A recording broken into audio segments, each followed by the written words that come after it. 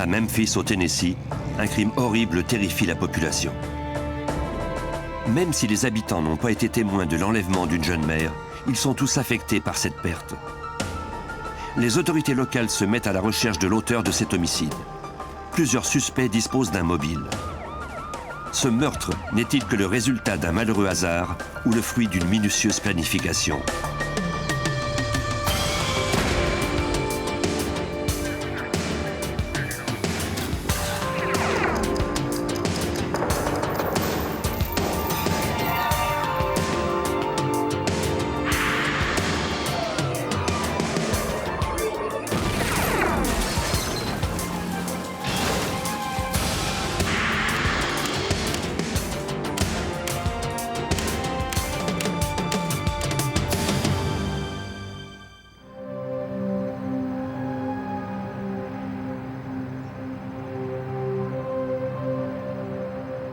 Tunica County au Mississippi se trouve juste au sud de Memphis au Tennessee.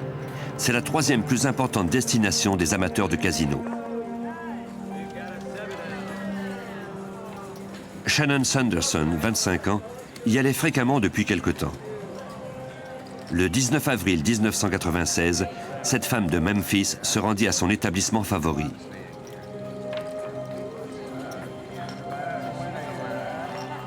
La soirée allait bon train.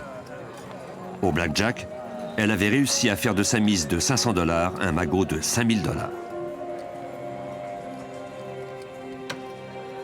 À 3h30 du matin, elle échangea ses jetons contre de l'argent et décida de rentrer chez elle. Quand les joueurs remportent de grosses sommes, la plupart des casinos leur offrent un service d'accompagnement jusqu'à leur auto. Ce casino ne faisait pas exception à la règle. Shannon avait ensuite 1 heure d'auto à faire avant d'arriver à Memphis par des petites routes isolées. Elle connaissait bien la route. Elle adorait gagner, mais elle pouvait se permettre de perdre. Moins d'1 an plus tôt, elle avait épousé son patron, un multimillionnaire de 33 ans, son aîné.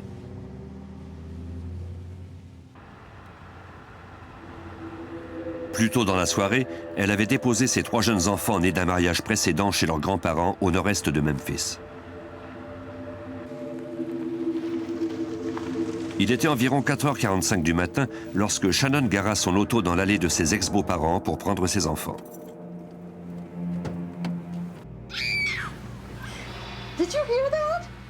Dans la maison, le couple fut réveillé par un cri perçant. L'ex-beau-père de Shannon s'approcha de la fenêtre et la vit se débattre avec quelqu'un qui portait une casquette de baseball. Il sortit pour aller l'aider. Des voisins entendirent également des cris et furent témoins de l'enlèvement.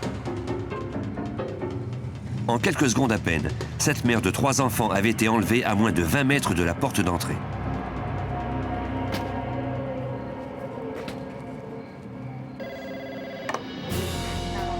L'ex-beau-père appela immédiatement le service d'urgence. Des policiers de Memphis furent dépêchés sur les lieux. Dans les cas d'enlèvement, une réponse rapide peut faire toute la différence.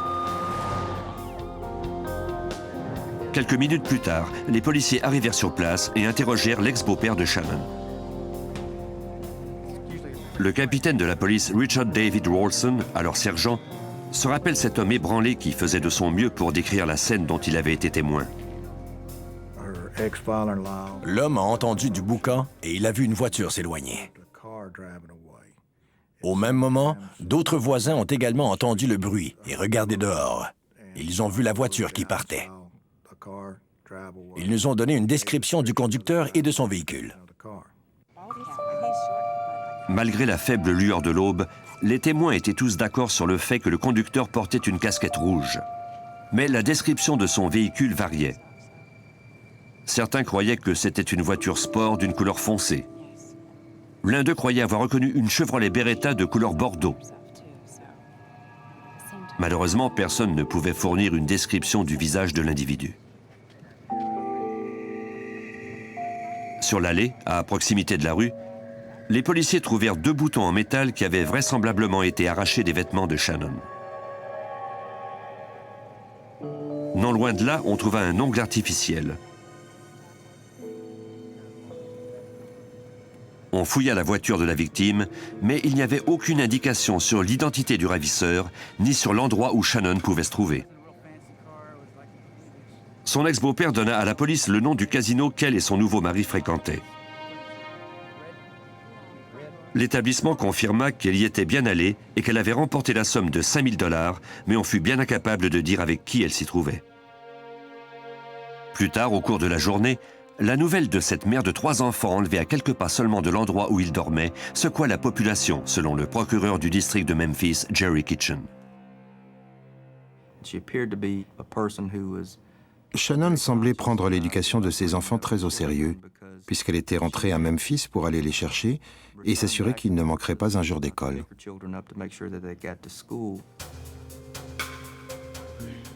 La police de Memphis interrogea ensuite l'ex-mari de Shannon, le père de leurs 3 enfants. Il était à son lieu de travail lorsque Shannon avait été enlevée devant la maison de ses parents. Bien que leur relation ait été plutôt orageuse, ils avaient été mariés pendant près de 8 ans. Ils avaient finalement divorcé après que Shannon soit tombée amoureuse de son mari actuel. Même s'il avait un alibi solide, les policiers étaient hésitants à l'éliminer de la liste des suspects si tôt dans l'enquête. Qui sait pourquoi les gens divorcent? Mais j'ai rarement entendu parler d'un bon divorce. Elle lui faisait payer une pension même si elle était mariée à un homme fortuné. Les policiers s'adressèrent à son nouveau mari pour en savoir davantage. Puisqu'il était millionnaire, Shannon pouvait avoir été enlevé par des ravisseurs qui souhaitaient demander une rançon. Mais le mari n'avait reçu aucun appel téléphonique ni demande de rançon. Il avait été réveillé à 5 heures du matin par la police lui apprenant la nouvelle de l'enlèvement de sa femme et il en avait été très affecté. Malheureusement, la dernière fois qu'ils s'étaient parlé, c'était la veille pour se disputer. Il célébrait son 58e anniversaire. Ses filles d'un mariage précédent lui avaient rendu visite ce soir-là. Shannon avait d'autres plans en tête car elle prévoyait l'emmener au casino.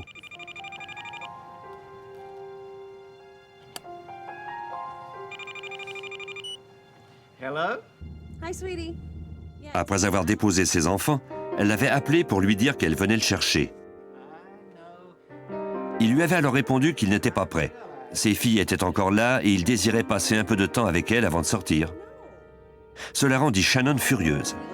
Selon son mari, elle pensait qu'il la faisait passer après ses enfants. Il lui répondit qu'il pouvait être prêt dans une demi-heure, mais elle lui raccrocha la ligne au nez. Il espérait qu'après s'être calmée, elle reviendrait sur sa décision et viendrait le chercher. Il essaya de l'appeler plus tard, mais n'obtint pas de réponse.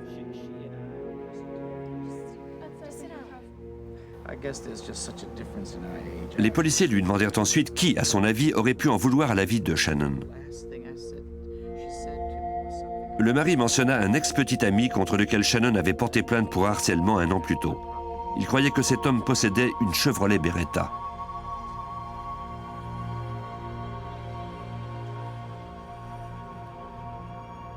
Au poste de police, les agents fouillèrent leur base de données mais découvrirent qu'aucun des membres de la famille de l'ex-petit ami, ni lui, ne possédait de Beretta. On effectua une vérification de ses antécédents pour constater qu'un juge avait effectivement ordonné à cet ex-amant de couper tout contact avec Shannon pendant 1 an. Les enquêteurs se rendirent chez lui pour l'interroger, mais il était absent. De plus, il ne s'était pas présenté au travail. Sa sœur habitait le même quartier, soit à quelques pâtés de maison seulement de l'endroit où Shannon avait été enlevée. Elle déclara avoir vu une voiture suspecte passer devant chez elle la nuit du crime. Elle était dehors, sur sa galerie, lorsqu'elle avait aperçu une Chevrolet Beretta prendre de la vitesse en quittant le quartier. Au début, elle n'avait pas reconnu le conducteur, mais lorsqu'elle avait vu le visage du mari multimillionnaire de la victime aux nouvelles, elle avait été convaincue qu'il s'agissait de lui. Les policiers de Memphis, qui avaient d'abord pensé que l'enlèvement de Shannon était une affaire de rançon, devaient maintenant tenir compte de cette autre hypothèse. La police de Memphis demanda au mari de Shannon de fournir une déposition formelle. Son avocat à ses côtés, il parla au détective de sa relation avec Shannon. Les policiers savaient déjà qu'il l'avait rencontrée alors qu'elle était encore mariée. Here's your coffee, sir. Be careful, it's really hot. Elle travaillait pour lui, mais bientôt, leur relation devint plutôt intime. Leur idylle les avait menés au mariage. La magie n'avait toutefois pas duré longtemps. 9 mois plus tard, ils avaient négocié une entente post-nuptiale dans l'éventualité où leur relation orageuse en viendrait à se terminer. Tous deux avaient déjà connu le divorce et Shannon voulait être sûre qu'elle conserverait la garde de ses enfants. Ils avaient conclu cette entente seulement 10 jours avant sa disparition. Le mari de Shannon ne manqua pas de souligner que c'était sa femme qui avait insisté pour signer cette entente. Il ajouta que l'argent n'était pas source de conflit entre eux puisqu'ils avaient des comptes bancaires séparés. À la demande des policiers, le mari accepta de refaire sa déposition, mais cette fois-ci à l'aide d'un détecteur de mensonges. Pour ne rien laisser au hasard, les policiers vérifièrent également auprès des morgues de la ville, des prisons et des hôpitaux. Mais après une semaine, il n'avait toujours aucun indice sur l'endroit où Shannon pouvait se trouver. Les policiers de Memphis reçurent également des dizaines d'appels téléphoniques. Même si la plupart des gens voulaient bien faire, leur démarche ne menait à rien. Malgré tout, il fallait examiner toutes les pistes. L'un de ces appels venait d'une certaine Sharon Powers qui vivait à Clarksdale au Mississippi, à 125 km au sud de Memphis. On avait parlé de l'enlèvement dans les journaux et aux nouvelles et donné une description de la voiture. Cette femme a contacté le service de police de Memphis en disant qu'elle croyait son mari impliqué à cause de la description de cette voiture. Elle déclara à la police que son mari Lee correspondait à la description du suspect. Le jour du crime, il portait une casquette rouge et il avait quitté la ville à bord de sa Chevrolet Beretta rouge pour rendre visite à sa mère. La femme ajouta qu'elle s'était disputée avec lui avant son départ. Les policiers lui demandèrent de les appeler dès que son mari rentrerait à la maison. Mais cette piste ne semblait guère plausible. Cette histoire ressemblait plus à une dispute conjugale qu'à autre chose. Après 2 semaines de recherche, les enquêteurs n'avaient fait aucun progrès pour retrouver la trace de cette mère de 3 enfants. Sa famille s'accrochait à l'espoir qu'elle soit toujours en vie.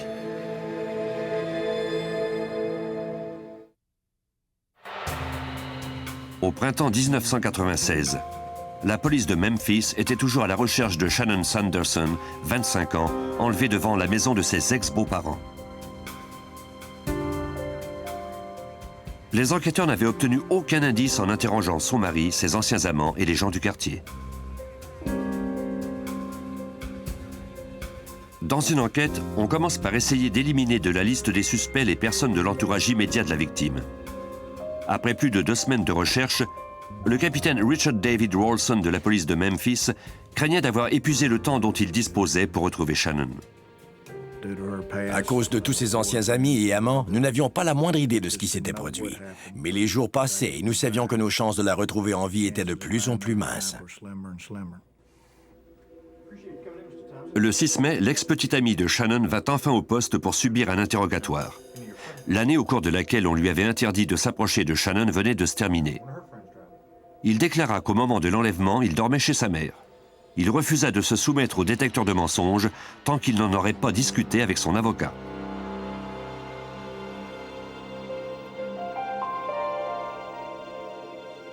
Il ne pouvait être écarté de la liste des suspects. Mais comme le mari de Shannon, on ne disposait d'aucune preuve pour le disculper ou l'inculper de la disparition. Puis, le 9 mai, on dépêcha des policiers du bureau du shérif de DeSoto County au Mississippi à un terrain en pleine campagne, dans la localité d'Eudora, à 65 km au sud de Memphis.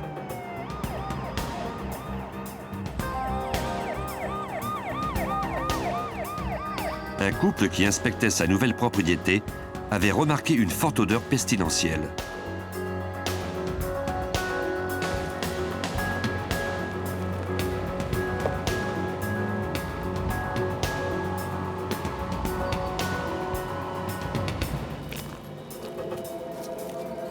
Par la suite, il avait trouvé le corps d'une femme en décomposition. Les experts en scène de crime de DeSoto County quadrillèrent le terrain avant de le fouiller.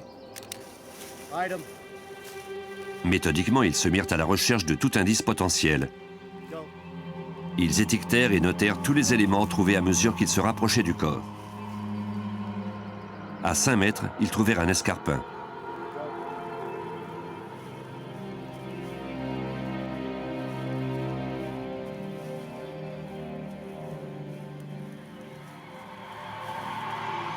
Plus près encore, ils en trouvèrent un autre. Pendant ce temps, le shérif de DeSoto examina ses dossiers.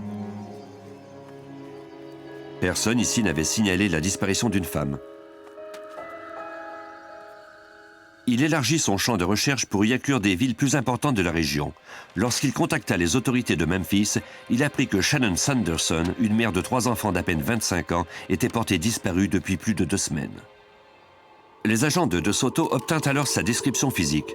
Elle était blonde, mesurait 1,60 m et pesait 59 kg. Elle avait un petit tatouage, portait une robe et des escarpins, de même qu'une veste ornée de boutons en métal. Elle avait de faux ongles roses. Cette description concordait avec le corps découvert. Maintenant, on devait pratiquer une autopsie pour confirmer l'identité de la victime et établir la cause de sa mort.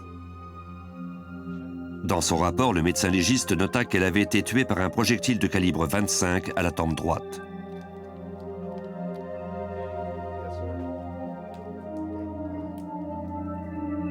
On retira ses vêtements et on les conserva en vue d'y prélever des micro-indices que le meurtrier aurait pu y laisser. Le corps, dont la mort remontait à 2 ou 3 semaines, était dans un état de décomposition trop avancé pour qu'on puisse reconnaître le visage de la victime. Mais au-dessus de son sein gauche, les experts remarquèrent un petit tatouage encore visible. Il y était écrit « I love you, Robert ». Shannon Sanderson avait un tel tatouage à cet endroit. Le médecin légiste compara ensuite les radiographies dentaires effectuées lors de l'autopsie à celles de Shannon.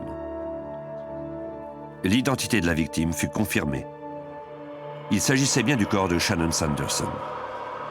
Par conséquent, l'enlèvement était maintenant devenu une affaire d'homicide.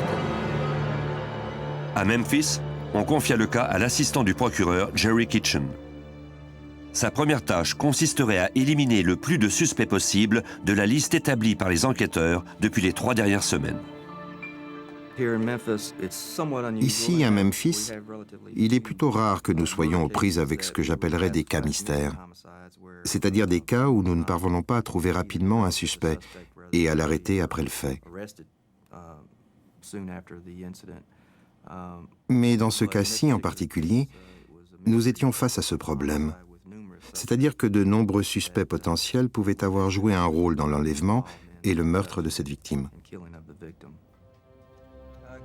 L'assistant du procureur commença par appeler le bureau d'enquête du Tennessee pour leur demander de procéder à des examens polygraphiques en vue d'éliminer des suspects. Bien sûr, dans ce type d'affaires, nous devons toujours tenir compte des parents et connaissances ou des maris. En fait, de toute personne avec qui la victime a eu des relations et qui, après coup, peut devenir une source de dispute ou de violence. Les autorités du Tennessee soumirent plusieurs des amis de Shannon à un examen. Ils leur demandèrent notamment où ils se trouvaient lors de l'enlèvement. Ils leur demandèrent également sans détour s'ils avaient enlevé ou tué Shannon. Tous le nièrent catégoriquement. Le test confirmait leurs assertions. Les enquêteurs corroborèrent ensuite leurs alibis et les éliminèrent un à un de la liste de suspects. Parmi les personnes soumises à l'examen se trouvait la femme qui affirmait avoir vu le mari de Shannon dans le quartier quelques moments avant l'enlèvement au volant d'une Beretta Bordeaux. C'était le même genre de véhicule que celui décrit par les autres témoins qui avaient vu l'enlèvement de Shannon. Le test permit d'établir que la femme mentait. Même si ce faux témoignage disculpait le mari de Shannon, il n'en restait pas moins que la relation de la victime avec lui fut orageuse. Les policiers espéraient établir une fois pour toutes s'il était impliqué ou non dans le crime.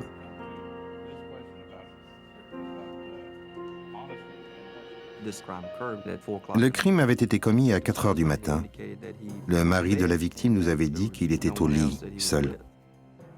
Et il n'avait donc pas d'alibi solide. C'était difficile de passer par-dessus ce fait, parce qu'il nous était impossible de vérifier s'il disait vrai. Nous n'avions pas d'autre choix que de le croire. Les enquêteurs demandèrent au mari de Shannon de se soumettre au détecteur de mensonges. Sur les conseils de son avocat, il refusa de le faire, même s'il avait accepté plus tôt. Selon son avocat, les médicaments qu'il prenait pour le cœur risquaient d'affecter les résultats du test. Pour le capitaine Rolson, ce refus n'avait rien pour atténuer les soupçons qui pesaient contre lui. S'il n'avait rien à voir là-dedans, pourquoi refusait-il de collaborer? Étant détective en homicide, cela nous rendait soupçonneux, ce qui le rendait, lui, encore plus méfiant. Faute de preuves, l'enquête stagnait. L'agent spécial et superviseur Jennifer Eakin du bureau du FBI de Memphis fut assignée à cette affaire. Elle espérait y donner un souffle nouveau en réexaminant des pistes qu'on avait peut-être négligées. On doit envisager toutes les possibilités, et ce, dès le début de l'enquête. On ne doit pas tomber dans des spéculations sans fin sur le caractère de tel type, la nature de sa relation avec la victime, etc. Nous avons alors tenté d'identifier de nouvelles possibilités, de nouvelles pistes à explorer.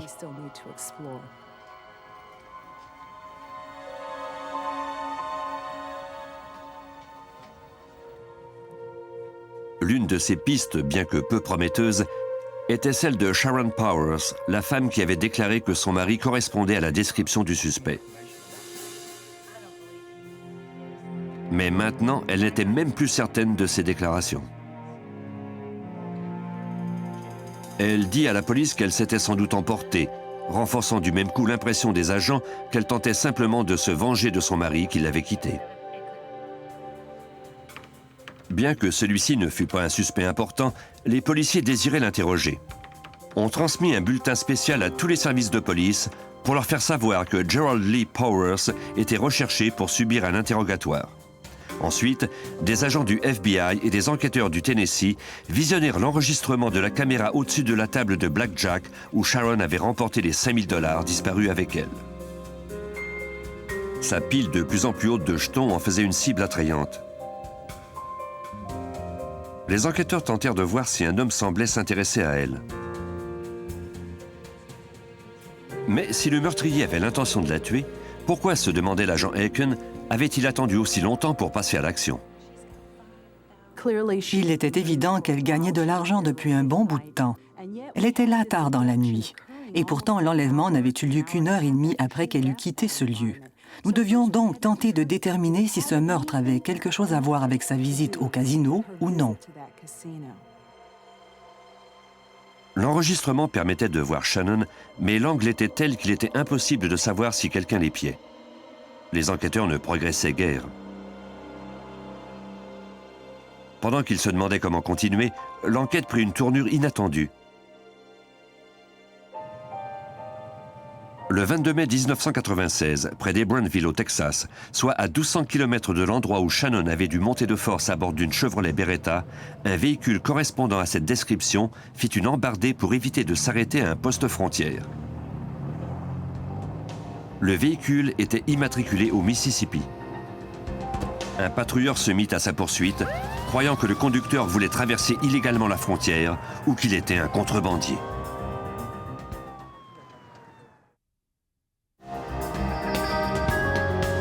En mai 1996, pendant l'enquête sur l'enlèvement et le meurtre d'une jeune mère du Tennessee, des patrouilleurs des douanes américaines étaient à la poursuite d'une Chevrolet Beretta Bordeaux immatriculée au Mississippi.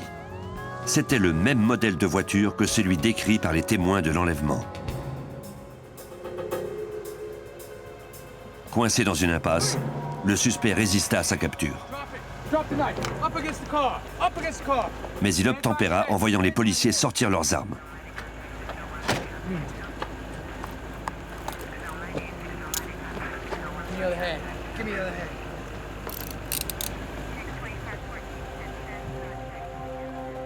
Il avait en poche 14 billets de $100. Il déclara qu'il s'appelait Gerald Lee Powers, mais il n'avait aucun permis de conduire sur lui pour le prouver. On fouilla son véhicule. Il ne contenait ni drogue ni passagers illégaux. Toutefois, dans le coffre, les agents trouvèrent une arme volée enregistrée en Arkansas. La voiture fut verrouillée et surveillée par un garde armé jusqu'à ce que des agents du FBI puissent venir l'examiner plus à fond. Comme ce genre d'infraction à l'égard d'un policier aux frontières est un délit de juridiction fédérale, ce fut un agent du FBI, Evan Ray, du bureau de Laredo, qui fut dépêché sur les lieux. En vérifiant l'identité du conducteur, l'agent constata que Gerald Lee Powers avait été impliqué dans une autre altercation à la frontière mexicaine. J'ai parlé aux représentants des douanes américaines qui m'ont informé que le même jour, un individu s'était enfui et qu'il avait laissé sur le comptoir de nombreuses pièces d'identité. Nous étions donc en possession des pièces d'identité de Powers.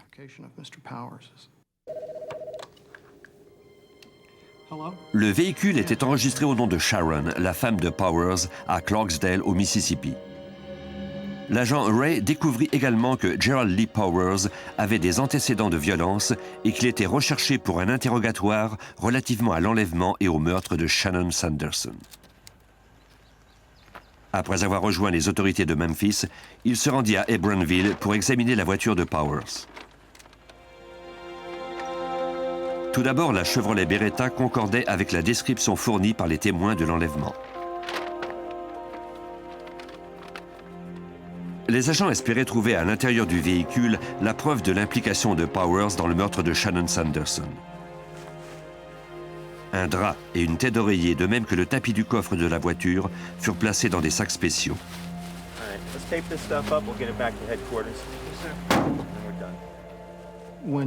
Quand on recueille des indices comme ça, on n'a aucune idée de ce que les analyses de laboratoire donneront. On doit faire de son mieux pour obtenir le maximum d'indices possibles et ensuite laisser les experts du labo faire leur travail. Il n'y avait pas lieu de trop espérer puisque l'intérieur de la voiture semblait avoir été nettoyé à fond depuis peu. À des centaines de kilomètres de l'équipe d'experts la plus proche, l'agent Ray dut improviser avec les outils de fortune dont il disposait. Une des choses que nous devions chercher, c'était des fibres et des cheveux sur la banquette arrière. Nous n'avions pas l'équipement des experts judiciaires à portée de main. J'ai donc utilisé un rouleau tout neuf, du type dont on se sert pour brosser un habit et sur lequel viennent se coller les poussières.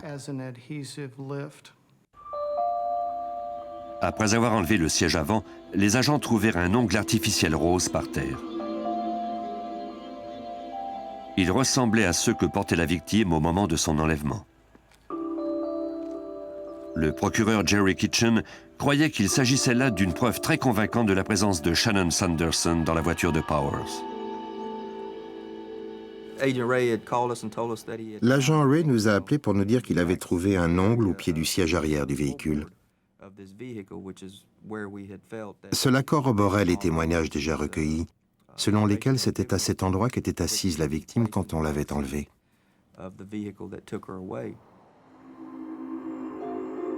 Les autorités de Memphis se rendirent à Laredo pour interroger Gerald Lee Powers à propos du meurtre. Celui-ci déclara qu'il ne savait rien d'autre de cette histoire que ce qu'il avait entendu aux nouvelles. Il reconnut être allé au casino le même soir, mais ajouta qu'il était parti tôt pour rendre visite à une voisine atteinte d'une maladie en phase terminale.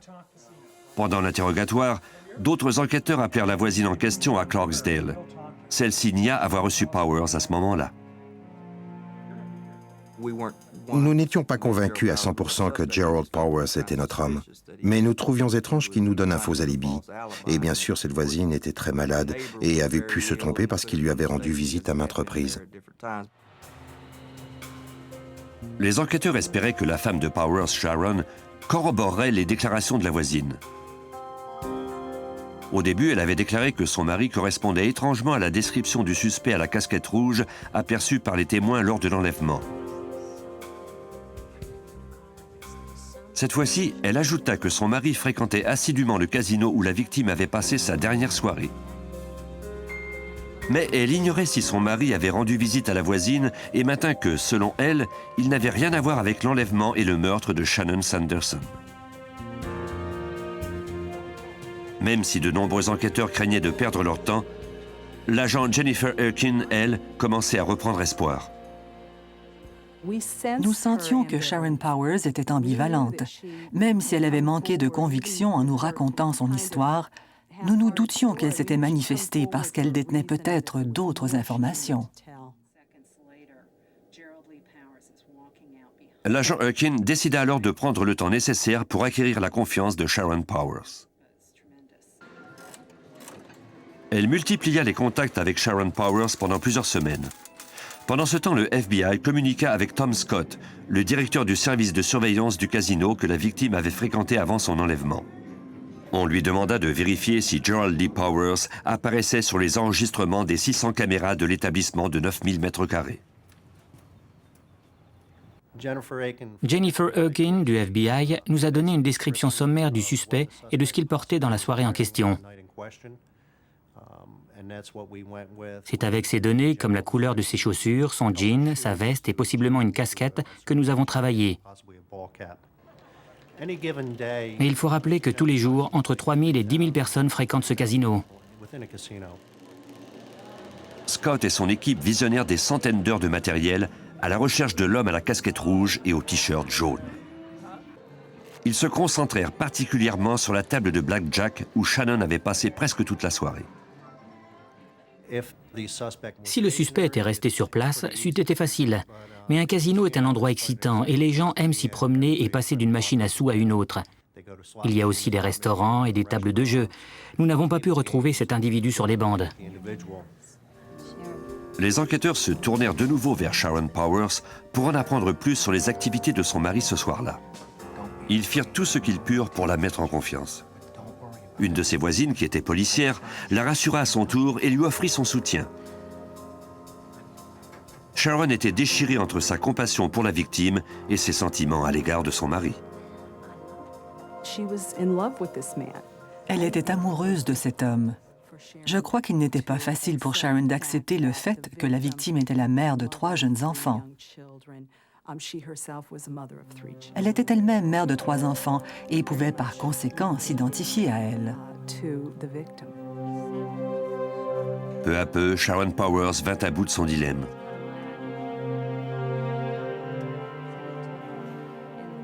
Elle se mit à s'ouvrir et à dévoiler ce qu'était la vie avec son mari, Gerald Lee Powers. Elle déclara qu'il était le maître absolu dans la maison. Ses 3 enfants nés d'un mariage précédent le craignaient, tout comme Sharon d'ailleurs. Il gardait une clochette sur le bras de son fauteuil et quand il la faisait sonner, Sharon accourait. Malgré le caractère dominateur de Powers, Sharon l'aimait réellement. Cette femme avait vécu sous l'emprise de Gerald Lee Powers pendant plusieurs années. Je crois qu'ils en étaient à 4 ou 5 ans de vie commune. Je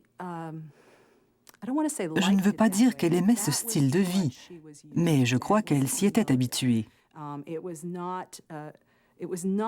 Cela allait contre ses valeurs d'être déloyale envers lui. En dépit de ses appréhensions, Sharon continua de s'ouvrir aux enquêteurs. Le 19 avril, soit le jour même de l'enlèvement de Shannon Sanderson, Gerald était très nerveux en rentrant à la maison.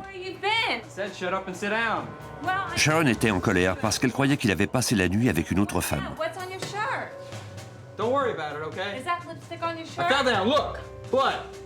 Elle remarqua alors du sang sur son t-shirt et une coupure à son bras. Il lui répondit qu'il était tombé au casino. Même si Sharon ne crut pas un mot de ce qu'il lui dit, elle n'insista pas. Maintenant, elle refusait d'en dire davantage à la police, comme son mari d'ailleurs. Sans quelque chose de plus solide, le procureur Jerry Kitchen ne pourrait pas faire accuser Gerald Lee Powers. Nous n'avions alors rien de concret sur son implication, juste notre instinct qui nous disait que c'était lui le coupable. Mais à ce moment-là, nous n'avions pas encore en main les résultats du labo. Les enquêteurs espéraient que le FBI pourrait les aider à prouver que Gerald Lee Powers était bien celui qui avait enlevé puis tué Shannon Sanderson, cette mère de 3 enfants. À l'été 1996, après que Gerald Lee Powers eut été inculpé de l'agression d'un patrouilleur des douanes au Texas, le FBI et les enquêteurs de Memphis le croyaient également responsable du meurtre d'une mère de 25 ans. Mais les preuves matérielles leur manquaient. Ils espéraient que la femme du suspect, Sharon Powers, pourrait leur fournir encore d'autres éléments. Bien que réticente au début, après quelques rencontres s'échelonnant sur plusieurs semaines, elle fut bientôt de plus en plus à l'aise. Elle s'ouvrit enfin à l'agent spécial Jennifer Aiken du FBI. Quand elle nous a raconté toute l'histoire, nous avons entendu un véritable récit d'horreur. Il a épié et suivi cette victime avant de l'enlever. Puis, il l'a conduite dans un secteur isolé pour lui prendre non seulement les 5 000 $ qu'elle avait remportés, mais aussi ses bijoux. Les déclarations de Sharon étaient convaincantes. Maintenant, pour faire accuser Gerald Lee Powers de meurtre, il faudrait trouver des preuves pour les corroborer. Dans ce but, Sharon déclara que son mari s'était débarrassé de son arme dans un canal abandonné près du casino au Mississippi. Le capitaine de la police de Memphis, Richard David Rolson, se rendit sur les lieux avec des plongeurs pour effectuer des recherches. Les plongeurs du bureau du shérif ont plongé dans ce trou et ont exploré le fond centimètre par centimètre pour mettre la main sur ce pistolet. Nous ne l'avons jamais retrouvé. C'est alors que Mme Powers s'est ravisée et nous a dit qu'il avait jeté l'arme dans le fleuve, à environ 100 mètres de là. Le courant à cet endroit du fleuve Mississippi était bien trop fort pour qu'on puisse y plonger.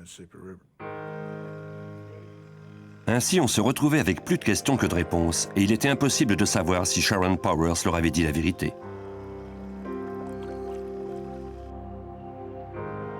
Celle-ci parla alors aux policiers de la conductrice d'un autobus scolaire du Mississippi, qui, selon ce que lui avait raconté son mari, l'avait peut-être vu se débarrasser du corps de Shannon. Les policiers retracèrent la conductrice qui corrobora les déclarations de Sharon. À 7 heures du matin, environ 2 heures après l'enlèvement de Shannon Sanderson, la conductrice avait remarqué une Chevrolet Beretta Bordeaux reculée dans un chemin de terre sur une propriété inhabitée. C'était là que les nouveaux propriétaires avaient retrouvé le corps. La conductrice n'avait toutefois pas vu qui se trouvait derrière le volant, ni noté le numéro de plaque d'immatriculation. Les enquêteurs se tournèrent ensuite vers Tom Scott, le directeur de la surveillance du casino, en vue de pousser encore les recherches. Cette fois, il disposait des informations de Sharon Powers quant au jeu que préférait son mari dans l'établissement de 9000 mètres carrés. Nous avons procédé à une reconstitution et refait le trajet du suspect tel qu'il aimait le faire. Nous avons obtenu certains enregistrements et sommes finalement parvenus à l'identifier à partir de ses chaussures à un endroit précis où il se tenait debout. Nous avons tiré de nombreux autres plans où apparaissaient ces mêmes chaussures. Puis, nous avons mis des jambes sur ces chaussures et nous avons pu identifier une personne en plan éloigné qui, de l'étage où elle était, regardait en bas. Nous l'avons vu prendre l'escalier roulant pour descendre au niveau où la victime jouait. Nous avons même pu suivre le suspect alors qu'il empruntait la porte principale.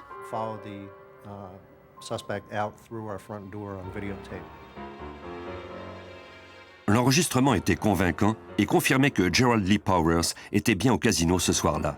Mais cela ne prouvait nullement qu'il avait enlevé ou tué Shannon Sanderson. Selon Sharon Powers, son mari avait enterré les bijoux de la victime sous un vieux canapé abandonné à l'arrière d'un bar après les avoir enveloppés dans du papier d'aluminium. Les enquêteurs se rendirent sur les lieux.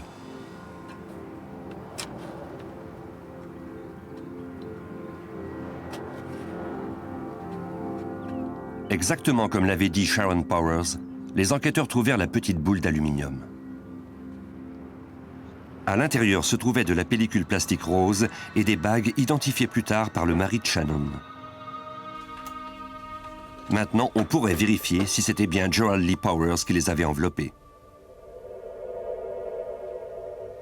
Les enquêteurs se rendirent chez lui et trouvèrent de la pellicule plastique identique dans sa cuisine.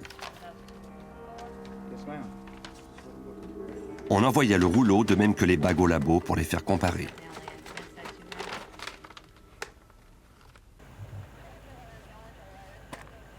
En attendant les résultats, on examina l'ongle artificiel rose trouvé dans la voiture de Powers suite à son arrestation au Texas.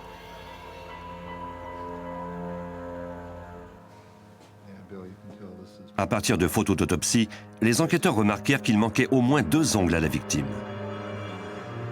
Si celui qu'on avait retrouvé était semblable à ceux qui lui restaient, cela prouverait qu'elle s'était bien trouvée dans la voiture de Powers le soir de son enlèvement. Malheureusement, le corps de Shannon avait été enterré. Malgré l'opposition du mari de la victime, le juge ordonna l'exhumation du corps. Au début de juillet, soit 3 mois après le meurtre, les enquêteurs récupérèrent le corps de Shannon Sanderson. On recueillit les ongles qui restaient et on les envoya au laboratoire pour les faire comparer aux autres. Les résultats furent négatifs. L'ongle dans la voiture n'était pas celui de Shannon. Il fallait espérer que les autres indices au labo du FBI à Washington fourniraient des résultats plus prometteurs. Après avoir ouvert la boule de papier d'aluminium, les experts retirèrent la pellicule plastique rose qui entourait certaines bagues. Le FBI espérait relier Gerald D. Powers à ces bagues. Pour ce faire, on commença par comparer la pellicule plastique à celle qu'on avait recueillie chez lui. L'agent qui a fait l'examen nous a dit que ce n'était pas le dernier morceau de plastique qu'on avait arraché du rouleau, mais qu'il était exactement identique au reste du rouleau, en termes de polymère, de teinture et tout le reste.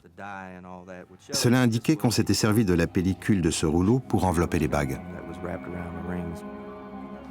C'était la première preuve judiciaire qui reliait Powers et sa victime. Mais il restait encore beaucoup à faire. On obtint une preuve encore plus convaincante à partir d'une minuscule fibre trouvée dans la voiture pourtant immaculée de Powers. Nous avons trouvé la fibre d'une robe dans le véhicule qu'il conduisait. Fibre qui provenait de la robe de la victime. C'était très significatif. Les autorités étaient maintenant convaincues de la culpabilité de Gerald D. Powers dans le meurtre de Shannon Sanderson, mais elles ne pouvaient pas encore écarter l'hypothèse d'un meurtre sur commande. Les hommes du passé de Shannon pouvaient tous avoir des motifs de l'avoir morte. Le procureur de Memphis, Jerry Kitchen, décida de tenter le tout pour le tout en essayant d'obtenir ces informations de la part de Powers lui-même. Nous sommes allés à Laredo pour y interroger l'accusé, avant de le faire inculper de meurtre. Nous étions prêts, s'il coopérait et s'il prouvait que quelqu'un d'autre était impliqué, à lui épargner la peine de mort. Mais il n'a pas pu nous donner la moindre information. Ça nous a persuadés qu'il avait agi seul et que personne d'autre n'était impliqué dans cet enlèvement et ce meurtre. Nous l'avons alors fait inculper.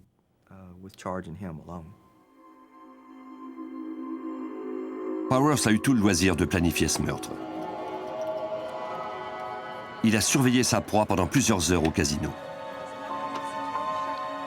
Puis il l'a suivie en voiture pendant 1 heure jusqu'à Memphis. Il aurait eu le temps de changer d'avis, mais il s'est entêté à la suivre.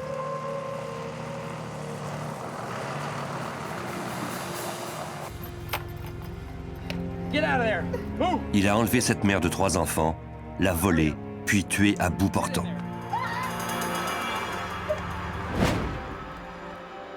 La cour criminelle du Tennessee n'a pas eu besoin de beaucoup de temps pour sceller le destin de Powers. Après avoir délibéré pendant 15 minutes, le jury a recommandé la peine de mort pour le meurtre de Shannon Sanderson. Gerald Lee Powers attend présentement son exécution à la prison à sécurité maximum de River Bend, au Tennessee.